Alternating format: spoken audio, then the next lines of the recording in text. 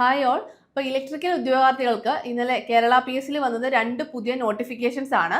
ഒന്ന് assistant engineer electrical Kerala state housing ബോർഡിലേക്ക്, അതുപോലെ തന്നെ മറ്റൊന്ന് വർക്ക്ഷോപ്പ് ഇൻസ്ട്രക്ടർ ഇലക്ട്രിക്കൽ ആണ് മറ്റൊരു നോട്ടിഫിക്കേഷൻ. അപ്പോൾ ഇതിൻ്റെയൊക്കെ ലാസ്റ്റ് ഡേറ്റ് എന്ന് പറയുന്നത് 5/8/2026 ആണ്. ഓഗസ്റ്റ് മാസം 5-ാം തീയതി വരെയാണ് നിങ്ങൾക്ക് ഈ ഒരു പോസ്റ്റിലേക്ക് അപ്ലൈ ചെയ്യാൻ സാധിക്കുക. അപ്പോൾ ഇലക്ട്രിക്കൽ ഉദ്യോഗാർത്ഥികൾക്ക് വളരെ നല്ലൊരു അവസരം തന്നെയാണ്. 2 എക്സാമുകളാണ് നിങ്ങളുടെ മുന്നിലുള്ളത്. അപ്പോൾ നിങ്ങൾ മറക്കാതെ തന്നെ ആപ്ലിക്കേഷൻ കൊടുക്കുക. അപ്പം പുതിയതായിട്ട് വന്നൊരു നോട്ടിഫിക്കേഷൻ ആണ് assistant engineer electrical Kerala state housing ബോർഡിലേക്ക്. അപ്പോൾ ഈ ഒരു പോസ്റ്റിലേക്ക് പുതിയതായിട്ട് വന്നൊരു നോട്ടിഫിക്കേഷൻ ആണ്. അപ്പോൾ നിങ്ങൾക്ക് ഡൗട്ട്സ് ഉണ്ടാവും, ഇതിന്റെ സിലബസ് എന്താണ്, ഇതിനെങ്ങനെ പഠിച്ചു തുടങ്ങണം, അങ്ങനെ ഈ ഒരു പോസ്റ്റിനെ പറ്റിയിട്ട് ഒരുപാട് കൺസേൺസ് നിങ്ങളുടെ ഉള്ളിലുണ്ടാവും. അപ്പോൾ നമുക്ക് ഈ വീഡിയോയിൽ ഇതിന്റെ സിലബസ് എന്താണെന്നൊക്കെ ജസ്റ്റ് ഒന്ന് നോക്കാം. അപ്പം നമുക്കറിയാം ഈ ഒരു പോസ്റ്റിന്റെ നോട്ടിഫിക്കേഷൻ വന്നത് ഒരു വേക്കൻസിയിലാണ്. പക്ഷേ നിങ്ങൾ വേക്കൻസിയുടെ നമ്പർ നോക്കി നിങ്ങൾ പഠിക്കാതിരിക്കരുത്.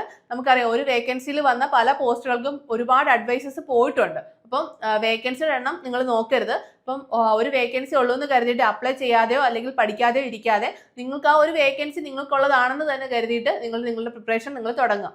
അപ്പോൾ ഇതിന്റെ ക്വാളിഫിക്കേഷൻ നമ്മൾ പറയുന്നത് degree in engineering electrical or electrical and electronics.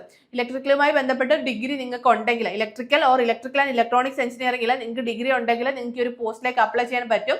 അതുപോലെ തന്നെ നിങ്ങൾക്ക് ഇക്വലൻസി വെച്ചിട്ട് നിങ്ങളുടെ ക്വാളിഫിക്കേഷൻ നിങ്ങൾക്ക് നോക്കാൻ സാധിക്കും. അപ്പോൾ നിങ്ങൾ ഇക്വലൻസി കൂടി ചെക്ക് ചെയ്യുക. അപ്പോൾ ഇക്വലൻസി നമ്മൾ നോക്കുമ്പോൾ ഡിഗ്രി ഇൻ ഇലക്ട്രോണിക്സ് ആൻഡ് ടെലികമ്മ്യൂണിക്കേഷൻകാർക്കൊക്കെ ഈ ഒരു പോസ്റ്റിലേക്ക് അപ്ലൈ ചെയ്യാൻ പറ്റുന്നുണ്ടെന്ന് നമുക്ക് കാണുന്നുണ്ട്. അപ്പോൾ നിങ്ങൾ അതുകൂടി ഒന്ന് ചെക്ക് ചെയ്യുക. എന്നിട്ട് നിങ്ങളുടെ ക്വാളിഫിക്കേഷൻ കൃത്യമായിട്ട് ചെക്ക് ചെയ്തിട്ട് നിങ്ങൾ അപ്ലൈ ചെയ്യുക.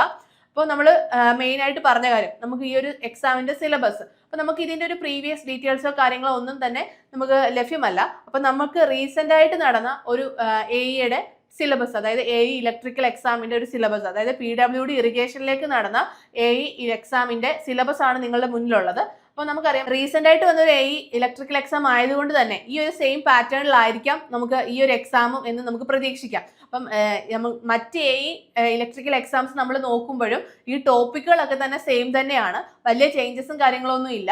അപ്പം നമുക്കറിയാം ഒരു ഇലക്ട്രിക്കൽ സബ്ജക്റ്റ് അല്ലെങ്കിൽ ഒരു ഇലക്ട്രോണിക് സബ്ജക്റ്റ് നിങ്ങൾ പഠിക്കുമ്പോൾ നമുക്ക് സിലബസിൽ ചേഞ്ചസ് മൈന്യൂട്ട് ആയിട്ടുള്ള ചേഞ്ചസേ വരാറുള്ളൂ. ഈ കോർ സബ്ജക്റ്റുകളൊക്കെ നമുക്ക് എന്തായാലും അതുപോലെ തന്നെ ചോദിക്കും. അപ്പോൾ നമുക്ക് ആ ഒരു രീതിയിൽ നിങ്ങളുടെ പ്രിപ്പറേഷനെ നിങ്ങൾ പ്ലാൻ ചെയ്യുക. അപ്പോൾ നമ്മളിപ്പോൾ റീസെന്റ് ആയിട്ട് വന്ന ഒരു AE സിലബസ് നമ്മൾ നോക്കുമ്പോൾ അതിലെ ടോപ്പിക്കുകൾ electric circuits, magnetic circuits, DC generators, digital electronics, power system, power electronics, control system, measurements and instrumentation, signals and system, transducers, ഇത്രയാണ് അതിലെ ടോപ്പിക്കുകൾ വരുന്നത്.